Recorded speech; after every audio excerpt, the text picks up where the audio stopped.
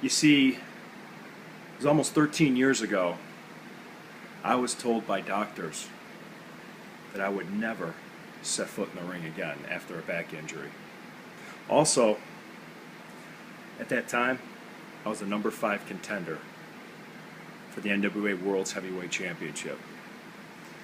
So, after being on the shelf for nearly 5 years, doing physical therapy, exercise, nutrition, anything possible to get back into that ring and prove them wrong, I did.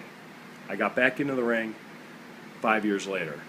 And here I am another 8 years later on top of that, the NWA Eastern States champion and the number 10 contender for the National Wrestling Alliance World's Heavyweight Championship.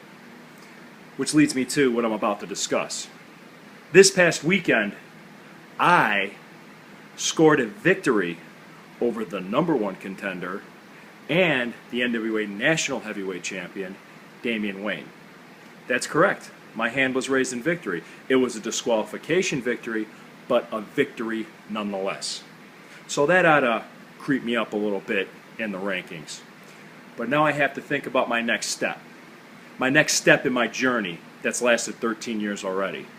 My next step to get closer to the Iron Man Rob Conway. What do? I got it. I know exactly what I'm going to do. I'm going to get myself a plane ticket. I'm going to fly to Houston, Texas. I'm going to find the toughest guy there, and I'm going to beat him in the middle of that ring. Yep. Now, I know being the toughest guy in Texas is like being the world's tallest midget, but I'll get my point across. And that'll get a chance for Bruce Tharpe and Tony Brooklyn and the rest of the National Wrestling Alliance to see what I'm all about. Because once they see it for themselves, they will understand that not only myself, not only will the Fold, but as a wrestler, as a human being, and as a man, I am as flawless as it gets.